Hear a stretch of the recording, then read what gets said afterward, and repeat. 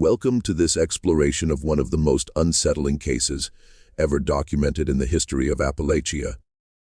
Before we delve in, I encourage you to share in the comments where you're listening from and the exact time you're hearing this narration. We're curious to know which places and at what hours of the day or night these recorded stories manage to reach. The mountains of Appalachia hold countless tales buried deep, much like the coal seams that brought both fortune and hardship to so many. Yet perhaps none is as disturbing as the events that unfolded at the Blackwood boarding house in the small coal mining settlement of Millerton, nestled within the hills of West Virginia. What started as a simple establishment providing meals and lodging to weary miners and travelers would, by 1903, become the site of one of the region's most baffling series of disappearances. In the early spring of 1903, county records show that the Blackwood boarding house was home to 17 men, all employed by the nearby Saxton Coal Company operations. By December of that same year, 9 had vanished without a trace. What follows is the account of what occurred at the boarding house, run by the Harmon sisters. A story pieced together from courthouse documents, newspaper archives, medical examiner notes, and testimonies collected by the county sheriff between 1903 and 1912. The Harmon sisters, Margaret, 38, and Edith, 35, had inherited the boarding house after their father's death in 1901. They were not natives of Millerton, having arrived with their father from Pennsylvania in 1887, when the coal boom first transformed this quiet valley into an industrial outpost. According to land deeds filed with the county clerk, Jerome Harmon purchased the property using funds from the sale of a failed lumber operation near Scranton. Local records indicate the family largely kept to themselves from the start, though Jerome had secured a respectable position as a bookkeeper for the Saxton Coal Company.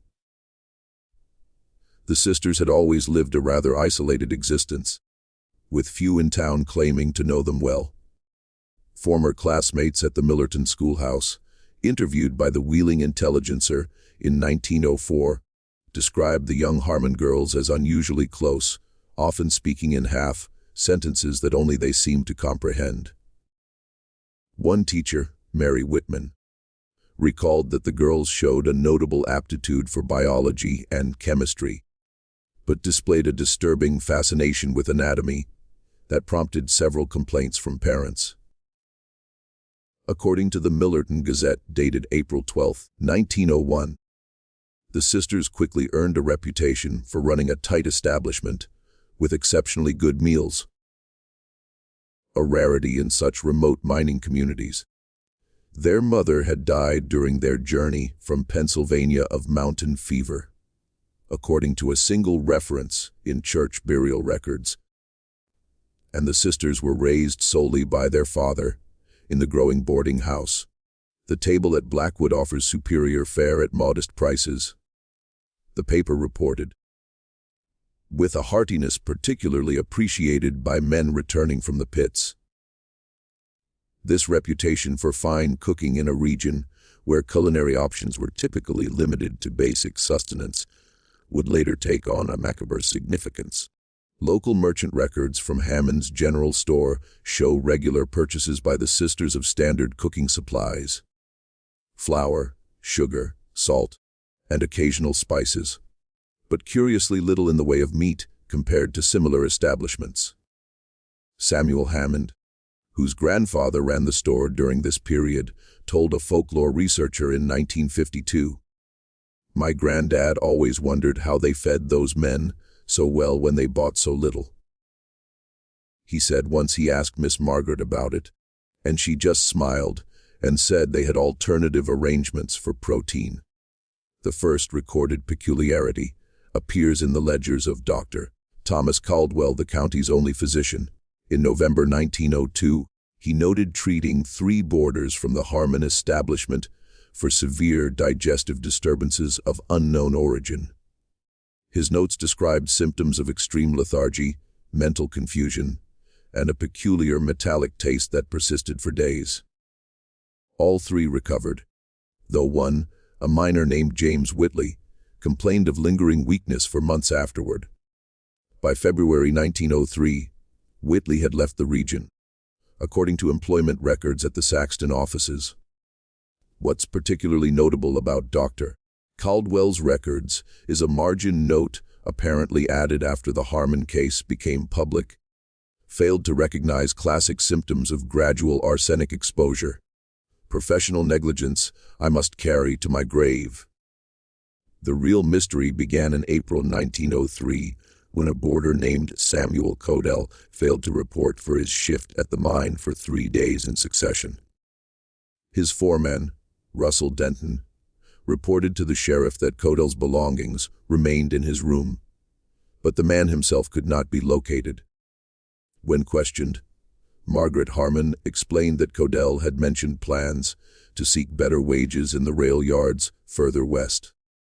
Sheriff William Harding made note of the disappearance, but took no further action, such departures being common in mining communities of the era. A subsequent interview with Sarah Miller, who operated the post office from within her husband's hardware store, revealed a curious detail omitted from the original investigation. Codell came in regularly to send money to his mother in Cincinnati. Miller stated in a 1905 deposition, the day before he supposedly left town, he purchased a money order for a larger sum than usual, telling me it represented his first payment on a pocket watch he'd been saving for. Strange behavior for a man planning to leave town, wouldn't you say? What makes this case particularly disturbing are the entries found in a small leather-bound notebook discovered during a renovation of the boarding house kitchen in 1967. The notebook, partially damaged by moisture and time, appears to have belonged to Edith Harmon. The entries begin in January 1903 and continue sporadically until November of the same year. What they reveal suggests a darkness far beyond what anyone in Millerton could have imagined. The initial entries are mundane, detailing meal preparations and expenses for the boarding house, but by March, a distinctly troubling tone emerges. One entry reads, "M says the broth needs something more. The men complain of weakness, but they eat heartily enough. Perhaps it's the mind that drains them." Another, dated April 3rd, states, "Samuel won't be joining us for supper anymore. His contribution to the cellar stock will last us through spring." A particularly chilling passage dated April 10th reads, "Father always said the essence resides primarily in certain organs. M has been experimenting with preparations to determine which yields the most satisfactory results. The evening stew was particularly well received today." The miners commented on its restorative properties. Unaware of the irony, the Blackwood boarding house stood on the eastern edge of Millerton, a 2-story wooden structure with a large kitchen that occupied nearly the entire ground floor of the rear section.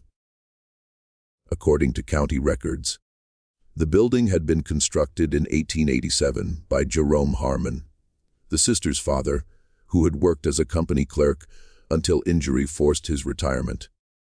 The upper floor contained 8 small rooms where the boarders slept, while the sisters occupied 2 rooms behind the kitchen on the ground floor. What's particularly notable about the structure was an extensive root cellar beneath the kitchen, unusually large for such an establishment. Original building plans filed with the county clerk's office show dimensions nearly double what would be expected for standard food storage. A subsequent investigation would reveal that Jerome Harmon had expanded this cellar in 1896, ostensibly to store additional provisions for the increasing number of boarders. Construction supply receipts from the Millerton lumber and hardware show purchases of an unusual amount of lime, typically used in that era for sanitizing and deodorizing spaces where food or other organic matter might decompose. Aerial photographs of Millerton, taken during a geological survey in 1910, show the former location of the boarding house in relation to other structures. Its positioning is notable for being slightly removed from the main cluster of company housing, with a small copse of trees providing visual screening from the nearest neighbors. This isolation, while not complete, would have afforded the sisters a degree of privacy unusual in the typically dense arrangement of mining settlements. Descriptions from those who visited the boarding house uniformly mentioned the rich, distinctive aroma that perpetually filled the kitchen. Lillian Morris, who delivered milk to the establishment twice weekly, told the Millerton Gazette in 1912, "There was always a pot on that stove, winter and summer alike." Miss Margaret called it their perpetual stew, said it was a family secret how they kept it so flavorful. The men who boarded there swore it was the best eating they'd had since leaving their mother's tables. Morris continued with a detail that took on sinister implications only in retrospect. "What I found peculiar was how they'd never let me into the kitchen proper while they were preparing meals. Always had me leave the milk on the back step. Once, arriving earlier than usual, I caught a glimpse through the window of Miss Edith working at something on the large table. The look she gave me when she realized I was there. I still shiver thinking about it. Cold as a winter mine shaft, that look was." The sisters maintained a small but productive garden behind the house, growing typical vegetables of the region: potatoes, beans, turnips, and cabbages. They also kept a modest hen house with a dozen chickens. What neighbors found curious, as noted in several statements to Sheriff Harding, was that despite this limited production, the Harmon kitchen never seemed to want for meat, even as other households in the mining settlement often struggled to afford it regularly. Butcher records from the period, preserved in the county historical archives, show no regular purchases by the Harmons commensurate with feeding 17 adult men. When questioned about this discrepancy in December 1903, Margaret Harmon claimed they supplemented their provisions with game hunted by the boarders themselves. This explanation was initially accepted, though subsequent investigation revealed none of the men possessed hunting rifles or had obtained the necessary permits. By summer of 1903, 3 more boarders had vanished from the Blackwood boarding house. Each disappearance followed a similar pattern: personal belongings left behind, no formal notice given to the mine foreman, and a plausible explanation offered by the Harmon sisters, usually involving sudden opportunities elsewhere or family emergencies that required immediate departure. The second disappearance involved a miner named Patrick Donnelly, who had arrived in Millerton just 2 months earlier. According to company payroll records, Donnelly had worked 14 consecutive shifts without absence and had just received his first full wages when he vanished on May 18th. Margaret Harmon informed his work crew that he had received word of his father's illness in Maryland and had departed on the evening stage. Curiously, the stage operator, Joseph Chambers, had no record of Donnelly purchasing passage. Though he admitted his record, keeping was not always meticulous with last-minute travelers. The third man to disappear, Robert Jenkins, was a more established resident who had boarded with the Harmons for nearly a year. A Welsh immigrant with no family in America, Jenkins worked as a powderman in the mine, responsible for setting the explosives that broke apart the coal seams. His disappearance on June 2nd prompted slightly more inquiry, as his specialized position was not easily filled. Margaret Harmon produced a note supposedly written by Jenkins stating his intention to seek similar work in the Kentucky coal fields, where wages were rumored to be higher. The note, preserved in the sheriff's files and examined by a handwriting expert in 1947, shows characteristics consistent with being written under duress. The expert's report states, the formation of certain letters and the excessive pressure applied to the paper suggests extreme tension in the writer. This document displays markers typically associated with forced composition rather than voluntary communication. Perhaps the most telling document from this period is a letter written by boarder Thomas Finnegan to his sister in Pittsburgh, dated June 17, 1903. The letter, which never reached its intended recipient, but was found in a small box of unsent correspondence in Edith Harmon's room, expresses growing unease.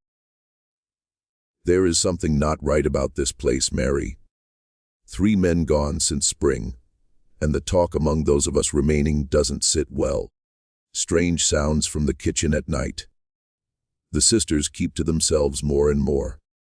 The food remains remarkably good, though there's a peculiar flavor I can't place.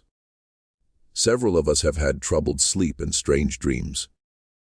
Weldon says he's leaving next week, and I'm of a mind to join him.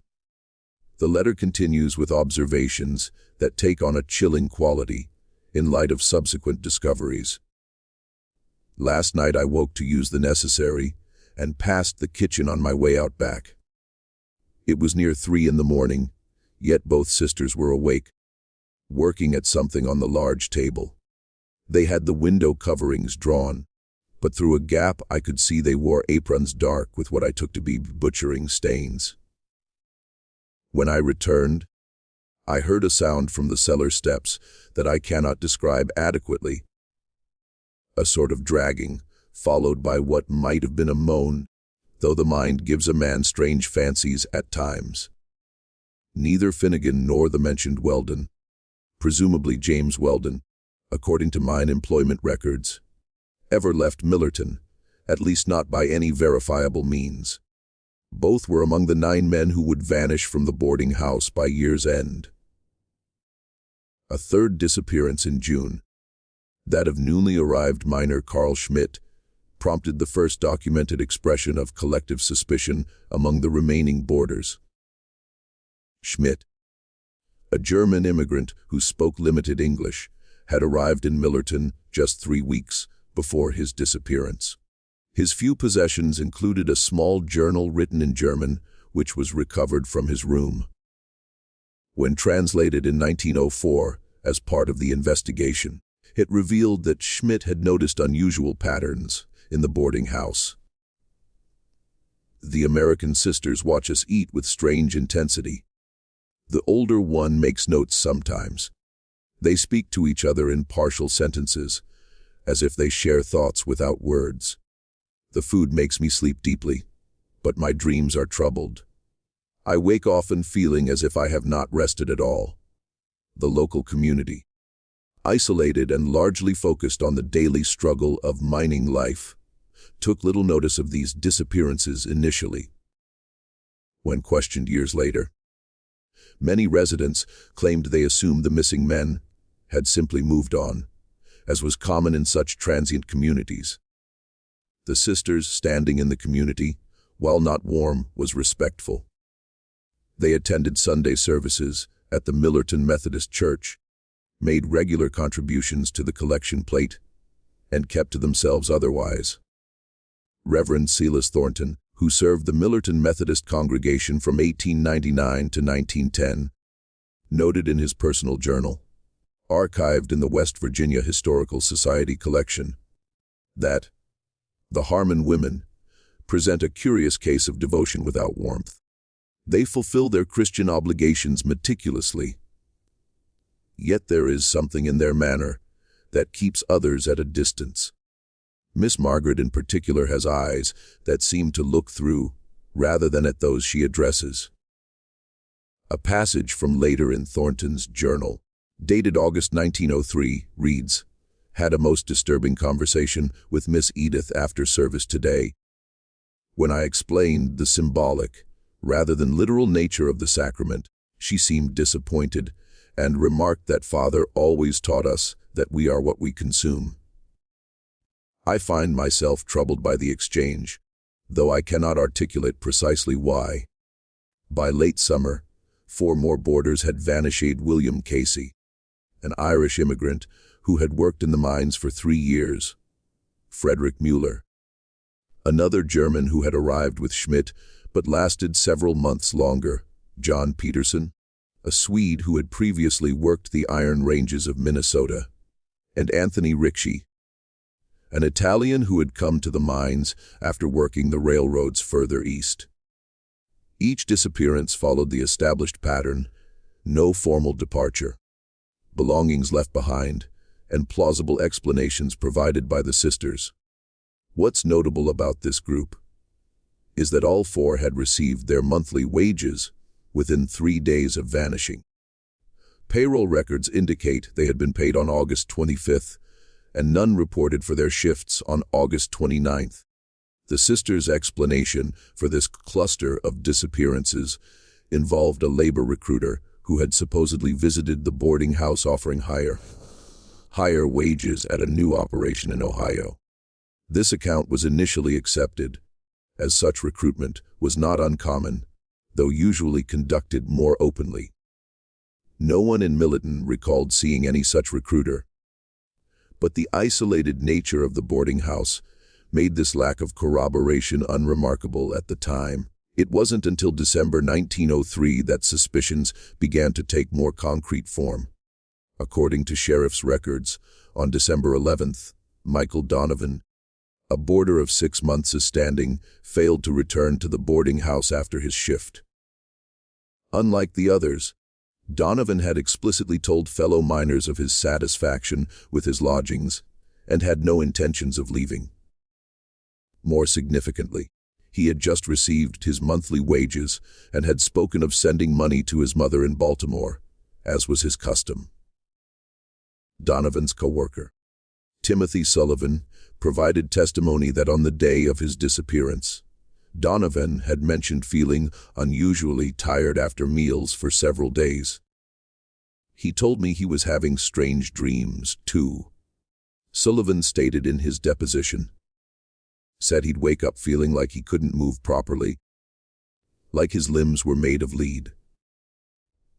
I suggested he might be coming down with something, but he was convinced there was something in the food. Said he was going to speak with the sisters about it that evening. When Donovan remained missing for 3 days, his work partner, Edwin Gallagher, approached Sheriff Harding with his concerns. What distinguished Gallagher's report from previous inquiries was his mention of a specific observation. Late one night, returning from an illicit card game in the woods beyond the settlement, Gallagher had observed the Harmon sisters struggling with a heavy trunk, moving it from the boarding house to their small carriage shed behind the property. In his statement, Gallagher elaborated. It was near midnight, and I was taking the path behind the properties to avoid being seen coming back so late.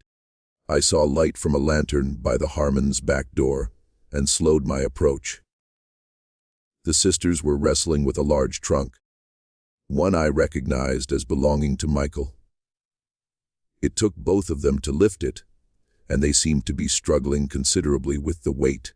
What struck me as particularly strange was that they were working in almost complete silence. No grunts of effort, no discussion of how to manage the awkward burden, just focused, silent labor, as if they'd done this many times before. Sheriff Harding's subsequent interview with the sisters revealed nothing conclusive. They claimed the trunk contained winter bedding being moved to storage and expressed appropriate concern over Donovan's disappearance. Margaret Harmon suggested that perhaps he had met with an accident while walking the forest paths after dark, a not uncommon occurrence in the rugged terrain surrounding Millerton. The sheriff's report indicates that he conducted a cursory search of the boarding house premises, but found nothing suspicious. The trunk in question was located in the carriage shed and, when opened, did indeed contain quilts and blankets, what the report fails to mention. but was later revealed in Harding's personal notes, discovered after his death in 1921, was that the sheriff had observed what appeared to be dark stains on several of the blankets. He dismissed these at the time as likely mud or coal dust, omnipresent in a mining community. Harding's private notes suggest he harbored doubts, even after this initial investigation. The Harmon women answered all questions readily, perhaps too readily. Their explanations align perfectly with the facts as presented. Yet something in their manner suggests rehearsal rather than recollection. I find myself thinking of my hunting dog when he points to game. There is something here, though I cannot yet see it. What happened next is documented in multiple sources and marks the point at which the case of the Blackwood boarding house begins to take on its truly disturbing dimension. On the night of December 14, 1903, the remaining boarders, 7 men in total, gathered in the room of Daniel O'Brien, the longest tenured resident. According to a subsequent statement by O'Brien to the Millerton Gazette, published January 5, 1904, the men had been comparing notes on strange observations and growing suspicions. There was a pattern none of us could ignore any longer, O'Brien stated. Men disappearing always after payday. Strange noises from the kitchen at odd hours, the sisters becoming increasingly secretive, and there was the matter of the meat in our meals. Always plentiful despite no visible deliveries or slaughtering. Gallagher's account of the trunk was the final piece that set us to action. In his more detailed deposition to the sheriff, O'Brien elaborated on the concerns that had been building among the men for months. Peterson had mentioned back in July that he'd woken in the night feeling strangely paralyzed, unable to move, though fully conscious. We'd laughed it off then as a case of the old hag, you know, that feeling of something sitting on your chest while you sleep. But after he disappeared, Richie reported the same thing happening to him. Then he was gone too. We'd all noticed how the sisters watched us during meals, particularly when we tried their special stew. Miss Edith would sometimes make notes afterward in a little book she kept. When Mueller asked once what she was writing, she claimed it was household accounts, but her manner was defensive. After Mueller disappeared, we began to see a pattern. They seemed to observe us for a period, making their notes, before men would vanish. The men agreed to conduct their own search of the premises while the sisters slept. Just after midnight, they descended to the kitchen, using only a single lantern to avoid detection. What they discovered in the expanded root cellar beneath would become the stuff of Appalachian legend for decades to come. O'Brien's account continues. The cellar had been divided into sections not shown on any house plans. Behind a false wall of preserved goods, we found a room containing what can only be described as a butchering station. There were knives, saws, hooks hanging from beams. All showed signs of regular use. But it was what we found in the farthest section, behind a heavy door secured with an iron bar, that confirmed our worst fears. The official sheriff's report, filed December 15, 1903, describes in clinical terms the discovery of human remains in various stages of processing. 3 complete bodies were identified.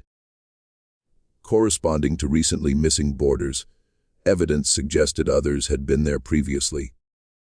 The report notes a complex drainage system had been installed in the earthen floor, explaining the lack of detectable odors above. Deputy Sheriff Conrad Miller, who accompanied Sheriff Harding to the scene after being alerted by the boarders, provided additional details in his personal correspondence, preserved by his granddaughter and donated to the State Archives in 1959. In my 15 years of law enforcement, I have never witnessed anything approaching the methodical horror of that cellar. The space had been arranged with disturbing efficiency. A processing area with cutting implements, a drainage section where fluids could be collected, and a storage space where various parts were preserved in crocks of brine or hung from hooks to dry.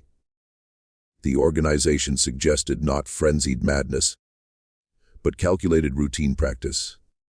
Miller's letter continues with a description that historians have found particularly significant. Most troubling was the evidence of selection and categorization. Various organs had been removed and preserved separately, labeled with dates and what appeared to be evaluative notes: mild, potent, unsuitable. A leather-bound journal on a small desk contained detailed records correlating specific borders with various preparations and apparent effects.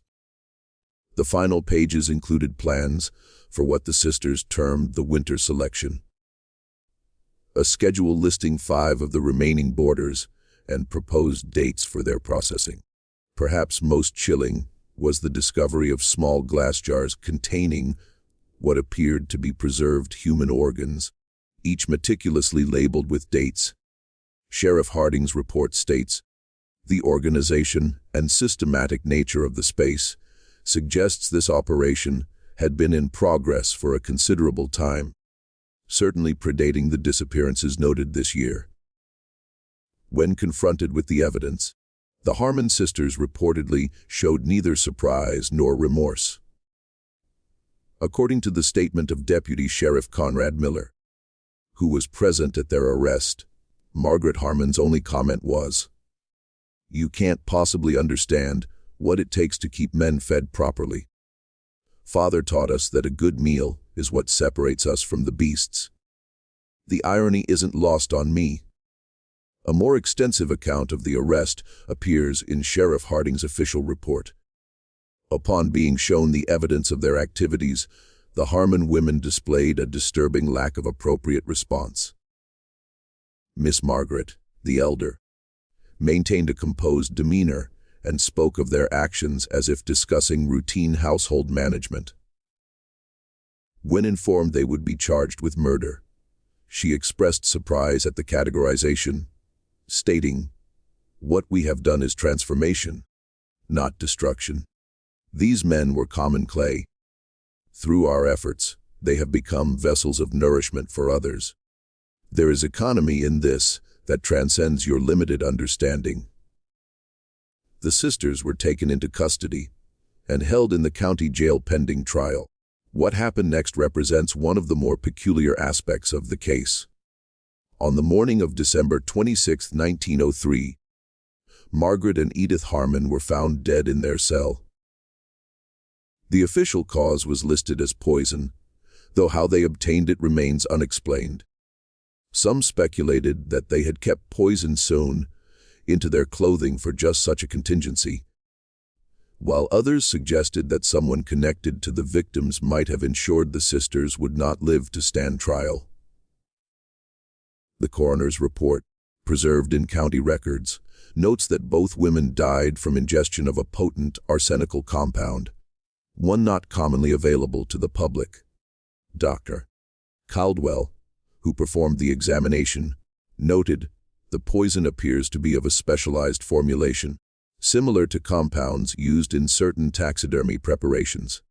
The sisters exhibited none of the typical agonal presentations associated with arsenic poisoning, suggesting they may have built a tolerance through gradual exposure over time. This finding aligns with other evidence, suggesting the sisters had been experimenting with various toxins, possibly as a means of incapacitating their victims before the final stage of their process. Several of the preserved organ samples found in the cellar showed traces of similar compounds, according to limited chemical analysis available at the time. The subsequent investigation of the boarding house revealed further horrors. A thorough examination of the kitchen uncovered that the sisters' famed perpetual stew, a large pot kept constantly simmering on the back of the stove, had indeed been supplemented with human remains. Financial records discovered in Margaret's room suggested that the practice may have begun as a matter of economic necessity, during the mining strike of 1897, when supplies to the remote community were severely limited. One ledger entry dated September 1897 reads, "Father says waste is sinful. The Lord provides, though not always in ways the narrow-minded would understand." The first attempt was promising, though the process requires refinement. The men noticed no difference, and indeed, Buchanan commented, it was the most satisfying meal he'd had in weeks. But what began as desperate survival appears to have evolved into something far more disturbing. Edith's notebook entries from late 1903 suggest the sisters had developed elaborate beliefs about the properties imparted by consuming certain individuals. One entry reads, "M says we must be selective now. The loud ones make the dreams too vivid. Better to use the quiet men, the ones who read. Their thoughts enter the broth more gently." Another passage dated October 1903 elaborates on this developing philosophy. "Father always taught that consumption is transformation.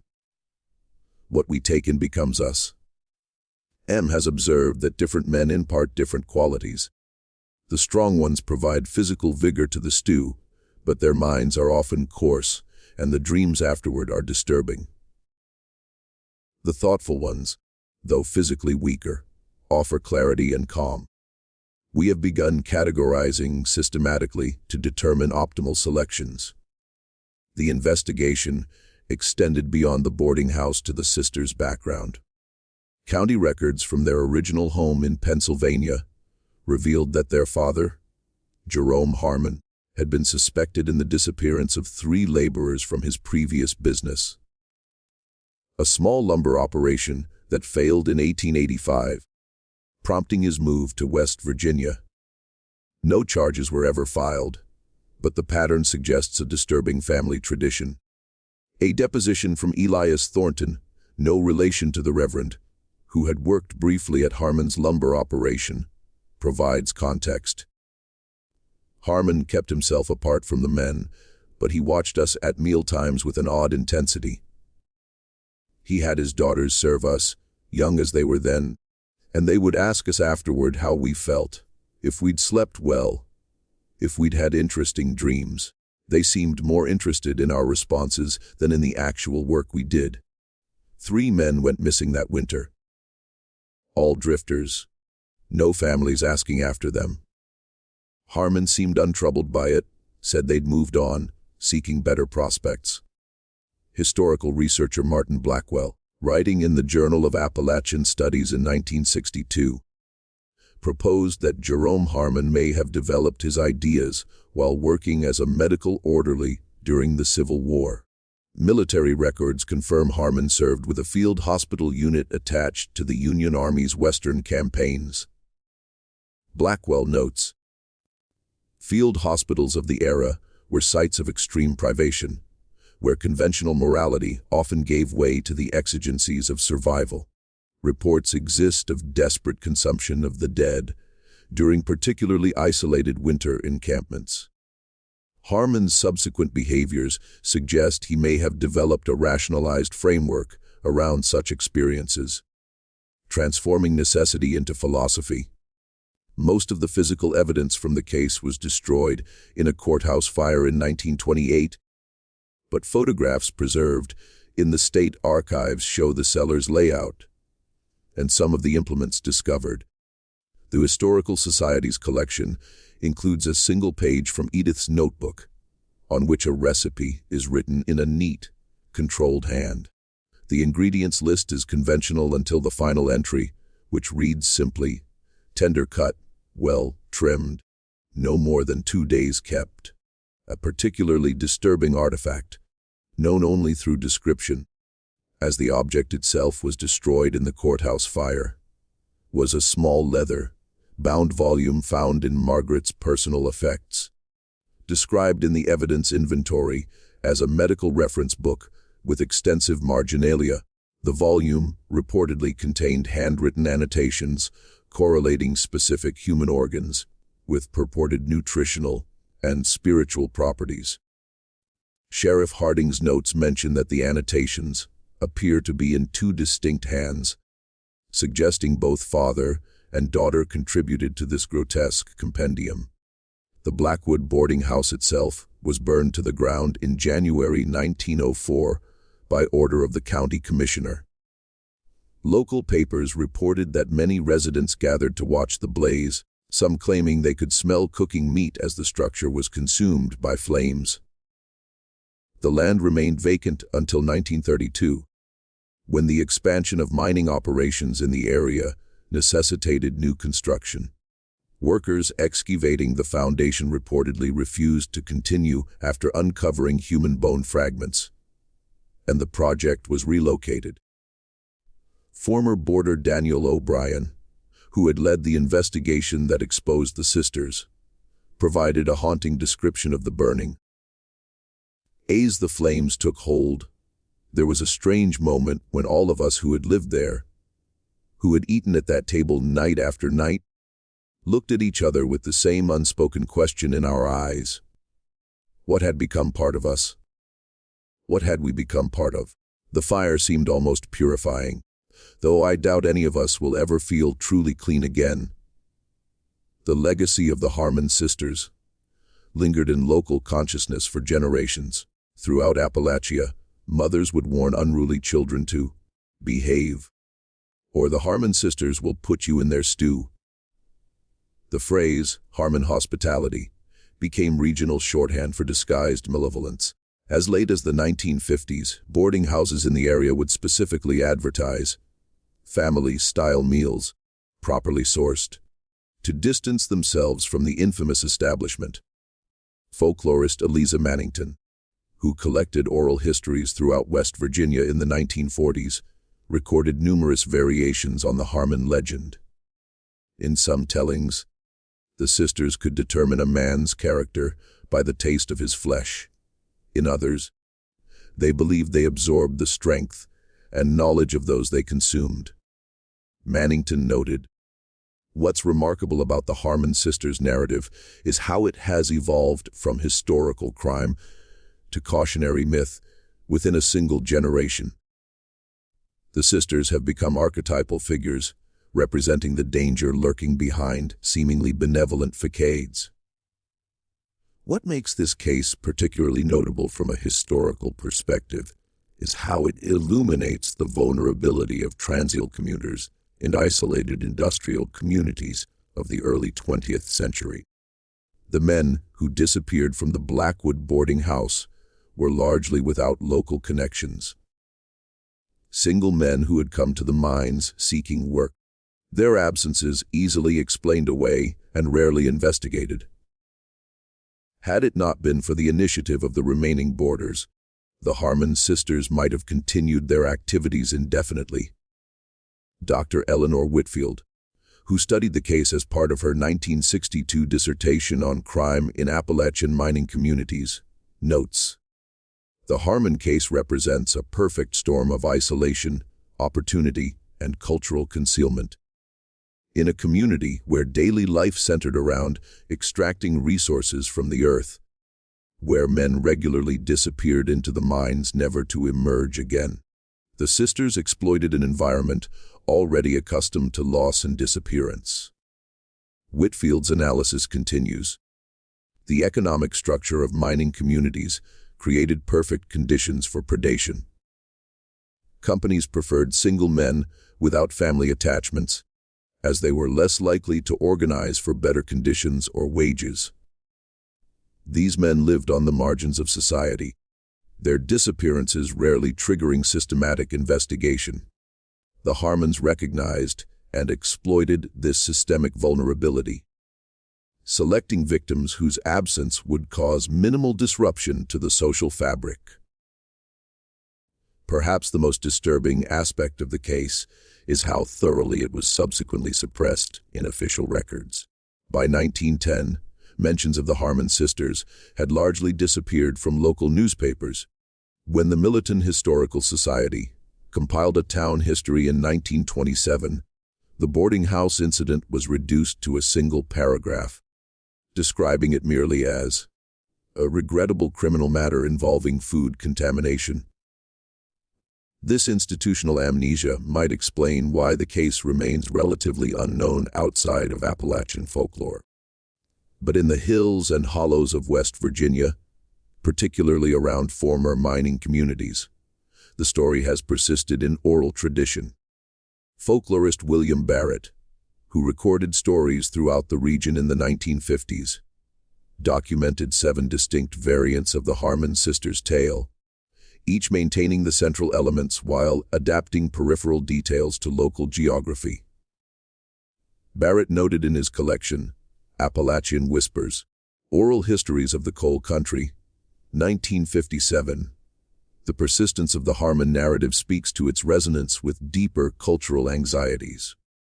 The sisters represent a perversion of traditionally female nurturing roles, the providers of sustenance becoming the harvesters of life.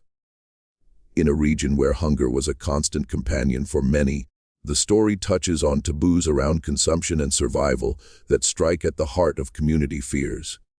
In 1968, during an expansion of the county historical archives, a sealed box of documents was discovered in the basement of the courthouse. Among these was a previously unknown deposition from Martha Kendrick, who had worked briefly as a housemaid at the Blackwood boarding house in early 1903. Her statement, taken by Sheriff Harding, but never filed officially, provides a unique perspective on the sisters' operation. Kendrick described observing Margaret Harmon adding what appeared to be a fine powder to individual boarders' evening meals. She was particular about it. Some got none, others a good measure.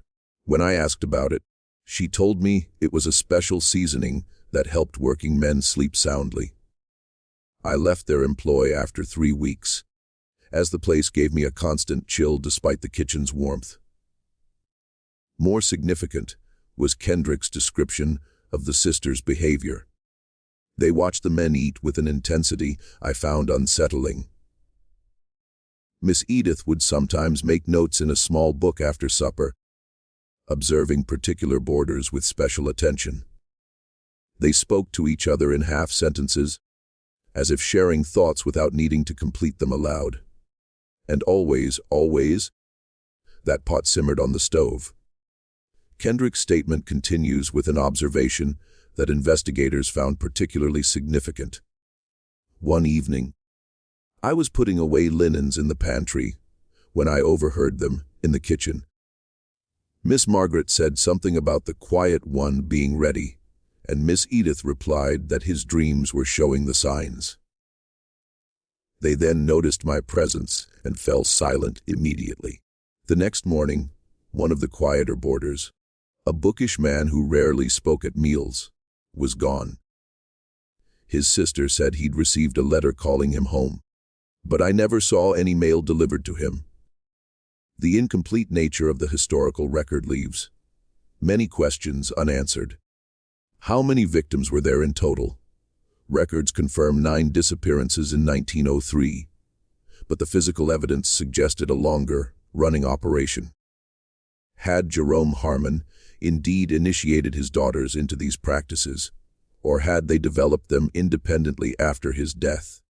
And perhaps most disturbingly, had anyone in the community suspected the truth before the final discovery?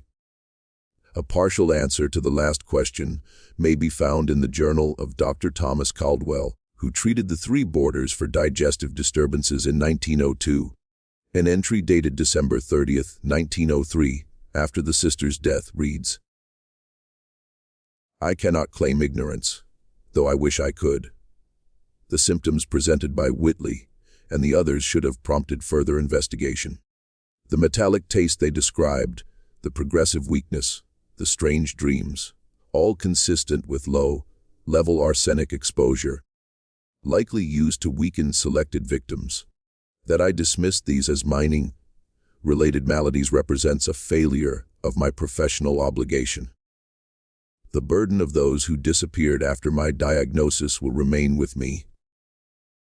This suggestion of gradual poisoning aligns with the methodical nature evident in the sisters' operation.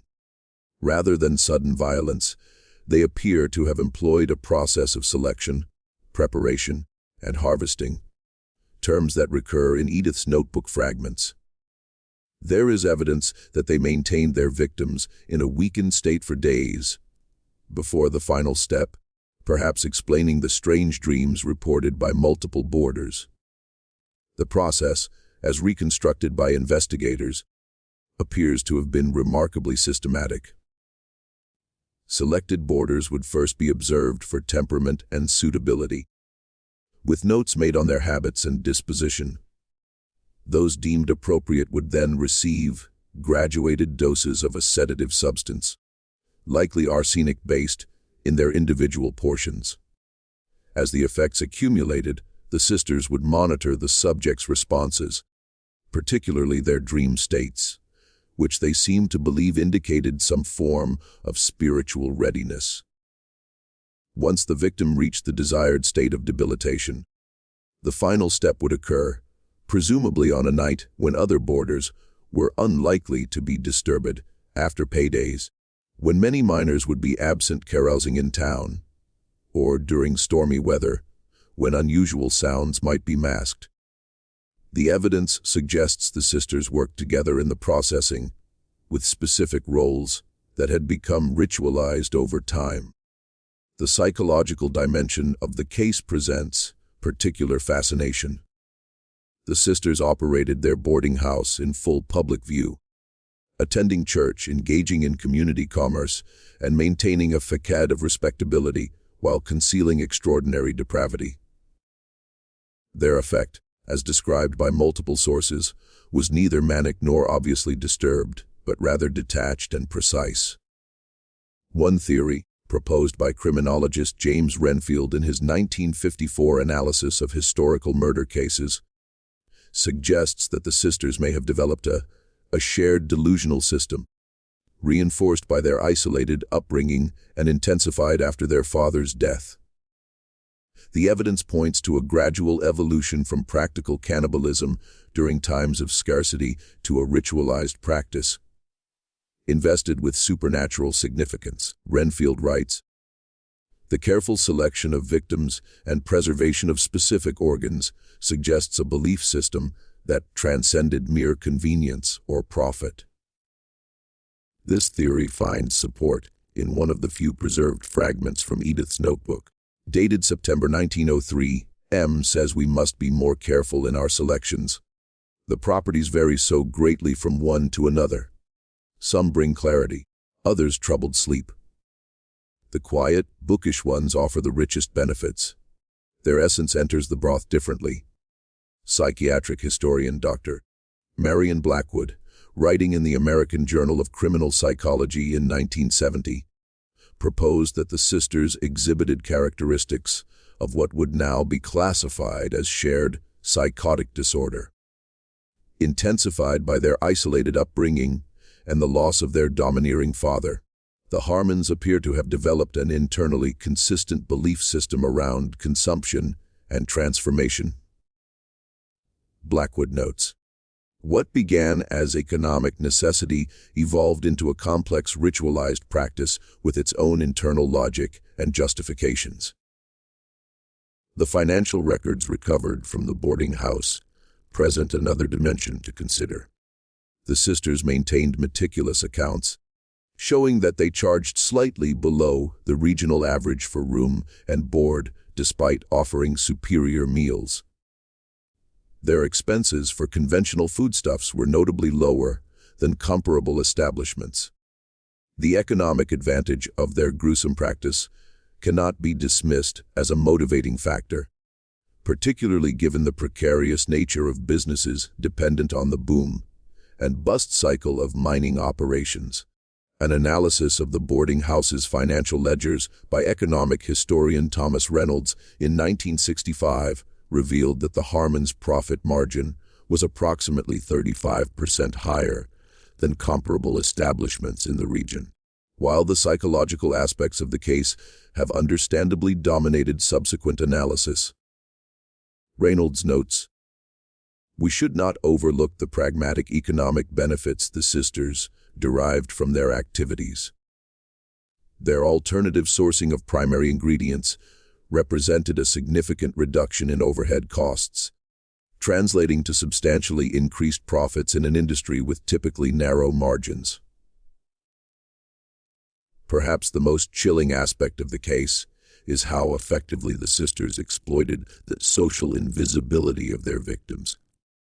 The men who disappeared were largely forgotten by the outside world, migrant workers with tenuous connections to family and community.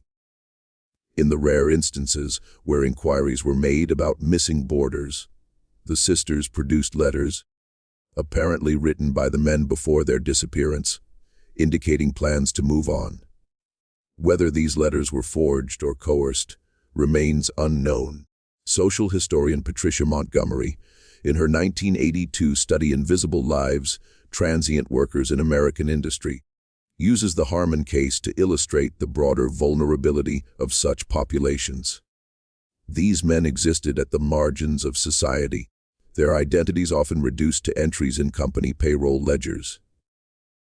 Their mobility, while economically necessary, rendered them particularly vulnerable to exploitation and violence. That 9 men could vanish from a single location before raising systematic alarm speaks volumes about their place in the social hierarchy of the time. A tangential but notable element of the case emerged in 1912, when construction workers unearthed human remains near the site of an abandoned cabin. Approximately 3 miles from Millerton, investigation revealed the cabin had been occasionally occupied by Jerome Harmon between 1890 and 1897. Analysis of the remains, limited by the forensic capabilities of the era, suggested they predated the known boarding house victims, lending credence to the theory that the father had initiated the practice continued by his daughters. Sheriff's records indicate that the remains were found buried beneath the cabin's earthen floor, along with several personal effects, including a pocket watch and mining tools. A partial identification was made through dental records, matching the remains to a miner named Elijah Collins, who had been reported missing in 1892. Collins had been employed at the Saxton mine and, according to company housing records, had taken lodging at the Harmon boarding house shortly before his disappearance. The Blackwood boarding house case faded from public consciousness as the 20th century progressed. The mining community of Millerton itself declined following the coal bust of the 1950s, and by 1965 had become effectively a ghost town. The physical location of the boarding house was reclaimed by the surrounding forest, leaving no visible trace of the horrors that transpired there. In 1967, as part of a regional historical survey, archaeologist Richard Pullman led a small excavation of the site. Beyond the foundations of the structure, little remained to be discovered. However, Pullman's team did recover several artifacts from what had been the root cellar, including a set of unusual iron hooks and the remains of a large copper pot, its interior coated with a residue that analysis showed to contain trace amounts of human bone. It was during this excavation that Edith's damaged notebook was discovered, tucked into a space between the cellar wall and a rotting support beam. The condition of the book made much of it illegible, but the fragments that could be deciphered provided the most direct insight into the sisters' thinking. Beyond the practical notes on their operation, certain passages suggest a quasi-religious dimension to their practices. Father always said there was power in partaking. The mind takes men's strength, but we can preserve it, circulate it. What would otherwise be wasted returns through us to nourish others. There is purpose in this cycle, though the world would not understand it. Another fragment reads, "The dreams are the key." When they begin speaking of distant places and people they've never mentioned before, the transformation has begun. M says this is the essence preparing to release. We must act quickly then, before it dissipates. The best results come from those who dream of childhood, homes the night before. Pullman's report on the excavation, filed with the State Historical Society, concludes with a personal reflection. Standing on the overgrown site of the Blackwood boarding house, now reclaimed by forest, one is struck by the ordinariness of the setting. Birds sing, leaves rustle. Sunlight filters through the canopy. Nature showing no recognition of the horrors once enacted here. Perhaps this is the most disturbing aspect of the case, that such extraordinary evil could exist within such ordinary surroundings, leaving so little trace of its passing. The last verifiable document related to the case is a letter dated March 1969 from historian Martin Blackwell to the State Historical Society, requesting access to the physical evidence recovered from the site. His request was denied on the grounds that the materials had been transferred to the State Medical Examiner's Office as part of an ongoing review of historical criminal cases. Subsequent inquiries by researchers have failed to locate these artifacts in any state repository, suggesting they may have been deliberately removed from public access. And so the story of Appalachia's deadliest kitchen fades into the realm of regional folklore, a whispered warning of the darkness that can hide behind ordinary facades. The sisters' methodical depravity, cloaked in the routine operation of a boarding house kitchen, represents a uniquely American horror, one born of isolation, necessity, and the exploitation of society's margins. Today, nothing marks the site where the Blackwood boarding house once stood. The forests of West Virginia have reclaimed the clearing, erasing the physical evidence of what transpired there. But in the collective memory of Appalachia, the story of the Harmon sisters remains. A cautionary tale passed down through generations, a reminder that sometimes the most profound dangers lurk not in the darkness of the surrounding mountains, but in the warm, inviting light of a kitchen, where the pot is always simmering and the meal is always ready. As Dr. Whitfield noted in the conclusion of her study, the true horror of the Harmon case lies not in its gruesome details, but in how easily it could have continued indefinitely. In a community where men regularly disappeared into the earth, a few more going missing raised few alarms. The sisters exploited not just their victims' bodies, but the social conditions that rendered those victims invisible in life as well as death. The last word on the case might appropriately belong to Daniel O'Brien, the boarder whose suspicions led to the final investigation. In an interview given to the Pittsburgh Post in 1905, he reflected, "I still dream of that kitchen sometimes. The warmth, the rich smells, the comfort it offered after long days in the cold, dark of the mine. That's the part that haunts me most, how welcoming it was, how easily we all accepted what was offered without question. I haven't been able to eat stew since."